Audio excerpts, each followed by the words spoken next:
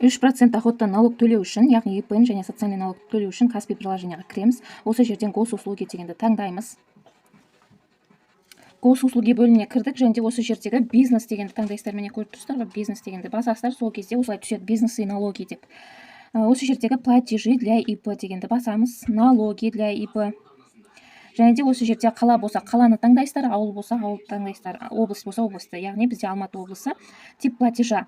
Қандай налог төлеп жатсыздар? Бізде ИП налог бірінші төлейміз, социальный налог екінші болып төлейміз. Міне осы бірінші налог пен екінші налог төлейміз. Бірінші налог төлеп аламыз. ИП налог, КПК 101-202. УГТ-ларыңызды таңдайсыздар, яғни налоговый орган таңдайсыздар, Жамбылскому району. Өздеріңіздің таңдайсыздар, яғни ИП-нің тіркелген адресі бойынша таңдап төлейсіздер.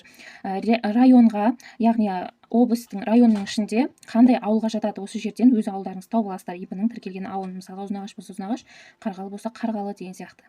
Иннің название организации дегенге иннің атауын жазасыздар. Мысалға ИП Назерке деген сияқты жазасыздар. Димус, өздеріңіздің ИП-ларыңыздың атауын жазасыздар.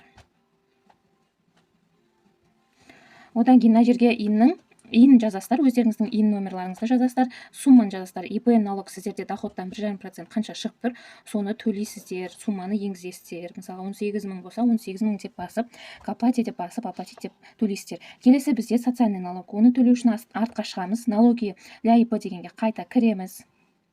Осы жердегі налоги для ИП-ға кірдік. Енді осы жерде қайтадан облыстарын таңдайсыздар. Тип платежаға енді біз таңдаймыз социальный налог.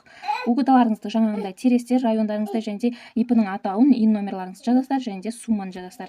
Бұл жерде социальный налог қанша шығып тұр, сол бойынша есептелген сумманы жазасыздар. Мысалға 5 000 болса, 10 000 болса, солай төлейсіздер. Егер социальный налог сіздерде 0 болса, ешқандай төлемейсіздер.